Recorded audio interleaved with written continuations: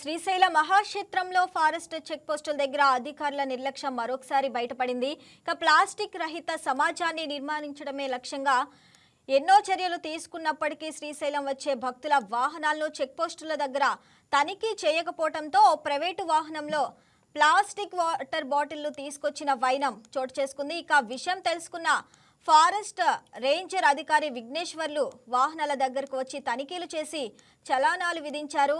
శ్రీశైలంలో plastic water బాటిల్స్కు అనుమతి లేదన్న విషయంపై అధికారులు సమాచారం ఇవ్వలేదని భక్తులు వాపోయారు. రైట్, ఇదే అంశానికి సంబంధించి మరిన్ని అప్డేట్స్ హరినాయుడు అందిస్తారు. హరినాయుడు, చెప్పండి. గతంలో కూడా ఇలాంటి ఘటనలు మళ్ళీ కూడా తెరపైకి వస్తానే ఉన్నాయి. ఒకవైపు ప్లాస్టిక్ బాటిళ్లు నిషేధించినా కూడా మళ్ళీ బయటపడుతున్న ఘటనలు అయితే చూస్తా ఉన్నాం. దాని గురించి అప్డేట్స్ ఏంటి? Good morning. నంద్యాల జిల్లా శ్రీశైల బ్రహ్మరామిక మల్లికార్జున స్వామి వారి దేవస్థానం నందు దాదాపుగా కొన్ని సంవత్సరాల నుంచి ప్లాస్టిక్ నివారణ కార్యక్రమాన్ని అయితే నిర్వహించడం జరిగింది. శ్రావణి, మనకు శ్రీ జయలక్ష్మి అనే ప్రైవేట్ ట్రావెల్ బస్సుపై దాదాపుగా మనకు ఒక 1000 బాటిల్లు ప్లాస్టిక్ వాటర్ బాటిల్ తీసుకొని శ్రీశైలానికి రావడంతో కలకలం రేపుతున్నటువంటి పరిణామాలు అయితే మనకు కనిపిస్తూనే ఉన్నాయి.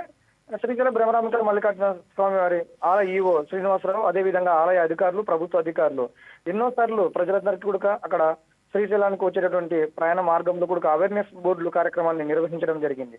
పూర్తిగా ప్లాస్టిక్ ను నిషేధించడం జరిగింది. కావున ఎవరైనా సరే శ్రీశైలానికి ప్లాస్టిక్ వస్తువులు తీసుకురావడం, అదేవిధంగా ప్లాస్టిక్ బాటిళ్లను వాడినట్టయితే కఠినమైన చర్యలు తీసుకుంటామని చెప్పేసి ఆలయ అధికారులు కూడా అయితే తెలియజేశారు. శ్రావణి, ఏది ఏమైనప్పటికీ మనం ఆత్మకూరు నుంచి కానీ అదేవిధంగా ఇలా దోర్నాల్ సైడ్ నుంచి వస్తున్నటువంటి వెహికల్స్ అన్ని శ్రీశైలం చేరుకున్నటువంటి పరిణామంలో మనకు దోర్నాల్లో ఏదైతే ఫారెస్ట్ చెక్ పోస్ట్ అయితే ఏదైతే ఉందో ఆ ఫారెస్ట్ చెక్ పోస్ట్ దగ్గర అక్కడ ఉన్నటువంటి అధికారులు ఒక్కసారిగా పూర్తి బస్సును కానీ వచ్చే వెహికల్స్ కానీ పరిశీలించినట్లయితే ప్లాస్టిక్ పదార్థాలు తీసుకెళ్తున్నారు అనేది ఒక సమాచారం అయితే అక్కడ ఉన్నటువంటి అధికారులకైతే తెలుస్తుంది. వారి యొక్క నిర్లక్ష్యం కారణంగానే శ్రీశైలానికి అయితే ప్లాస్టిక్ బాటిల్ నిర్వహణ అయితే ఇప్పుడు హల్చల్గా మారినటువంటి పరిణామాలు అయితే కనబడుతున్నాయి. శ్రావణి, ఇలాంటివి ఎన్నోసార్లు గతంలో జరిగినప్పటికీ అక్కడికి వచ్చినటువంటి వెహికల్స్ ఎవరైతే వెహికల్స్ లో ప్లాస్టిక్ వస్తువులను అదేవిధంగా వాటర్ బాటిల్లను తీసుకొచ్చారో వారికి ఒక రకమైనటువంటి చలానా కూడా విధించినప్పటికీ ఇవి ప్రయాణికుల తీరు మాత్రం మారట్లేదు. శ్రావణి, మనకు దోర్నాలలో ఉన్నటువంటి ఫారెస్ట్ అధికారులు ఒకవేళ స్ట్రిక్ట్ గా ఉండండి, అదేవిధంగా అక్కడ వస్తున్నటువంటి భక్తాదులందరికీ కూడా ఒక అవేర్నెస్ మాదిరిగా ఏదైనా సరే మీరు ప్లాస్టిక్ బాటిల్లను తీసుకెళ్తున్నారా, అలాంటివి తీసుకోకూడదు అని చెప్పేసి మనకు దోర్నాల్లో ఉన్నటువంటి ఫారెస్ట్ అధికారులు అక్కడ ఉన్నటువంటి ప్రజల యాత్రికులకు కానీ పర్యాటకులకు కానీ తెలియజేసినట్లయితే శ్రీశైలానికి ప్లాస్టిక్ బాటిల్ రవాణా అనేది దాదాపుగా అయితే ఉండేది కాదు. శ్రావణి, ఒకవైపు అటు వాహనదారులు కానీ భక్తులు కానీ అధికారులు ఎలాంటి ఇన్ఫర్మేషన్లు ఇవ్వకుండానే ఇలా చలానాలు వేస్తున్నారని కూడా చెప్తున్నారు. దాని గురించి ఏంటి అప్డేట్స్?